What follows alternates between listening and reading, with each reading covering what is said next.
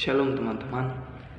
Apakah hari-hari ini jiwa teman-teman sedang gundah gulana atau galau di tengah-tengah pandemi ini?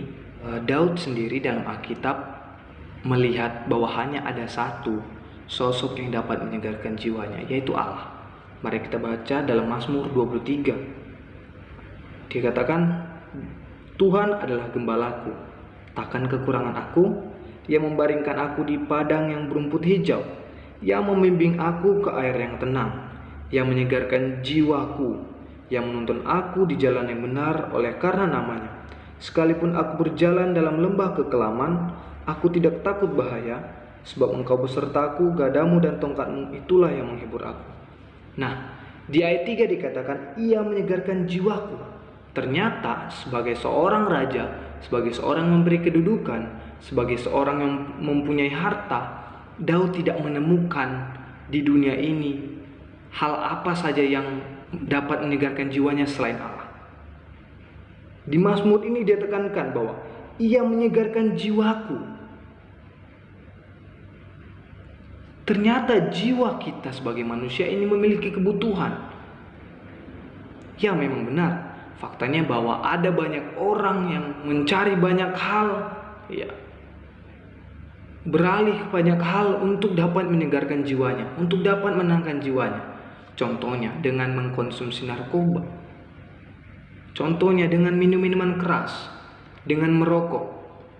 Jika ditanya, kenapa kamu merokok? Ya, karena saya lagi pusing, makanya saya merokok.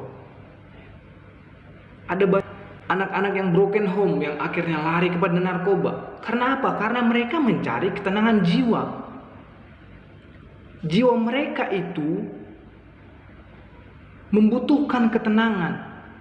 Nah, Daud sendiri tidak menemukan di dunia ini, melainkan hanya di dalam Allah, di dalam Tuhan.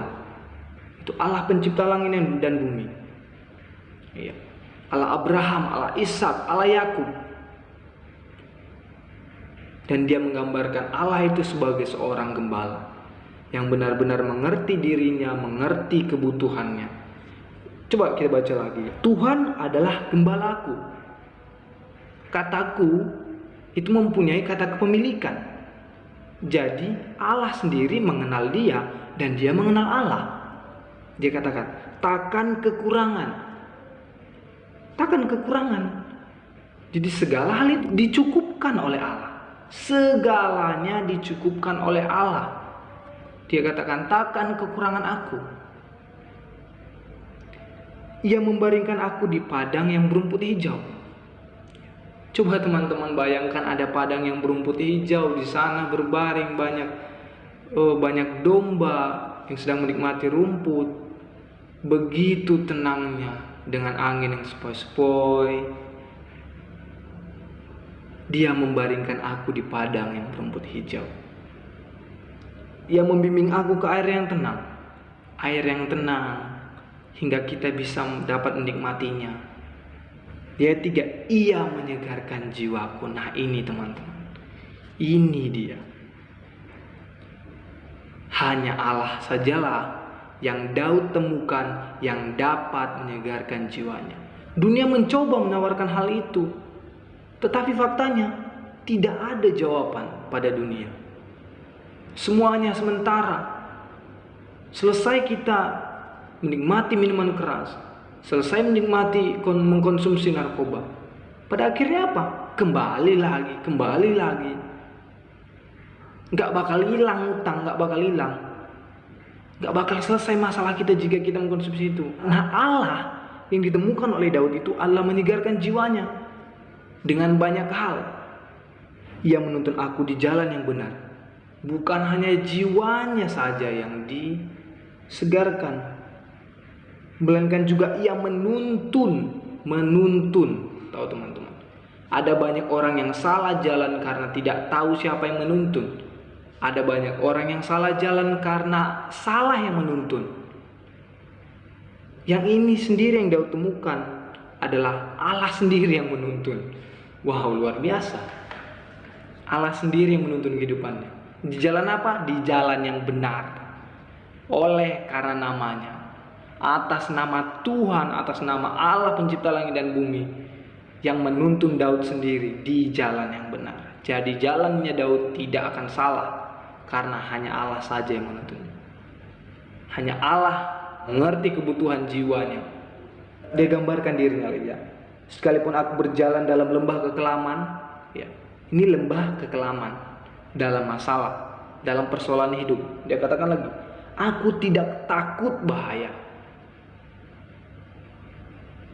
Lembah kekelaman itu rasanya seperti terancam, rasanya seperti takut, mengerikan, kelam gitu loh.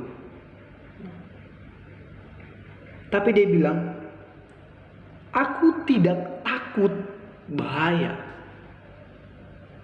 sebab kau besertaku. Wow, jika Allah beserta kita, siapa lawan kita? Jika Allah beserta kita, siapa yang dapat menggoyahkan kehidupan kita? Yang mengganggu kehidupan kita? Dunia diciptakan oleh Dia sendiri. Gadamu dan tongkatmu, itulah yang menghibur aku. Ini merupakan perenungan yang luar biasa jika kita benar-benar merenungkannya. Teman-teman, jangan cari di luar sana, jangan lihat apa yang ditawarkan oleh dunia, tapi lihatlah hanya pada Allah saja jawaban jiwa yang dapat menyegarkan jiwa. Sudah selesaikan semua itu, lepaskan semua itu, dan kembalilah kepada Allah, karena hanya Allah sajalah jawaban jiwa, teman-teman. Sama yang seperti Daud teliti, sama yang seperti Daud cari, demikianlah kebutuhan kita. Demikianlah kebutuhan kita secara jiwa. Jadi marilah teman-teman, jika teman-teman hari-hari ini telah jatuh ke dalam hal-hal yang demikian, kembalilah kepada Allah. Kembalilah kepada Allah. Ternyata hanya Allah lah jawaban, teman-teman. Demikian firman Tuhan apa yang kita renungkan. Shalom. Tuhan Yesus memberkati.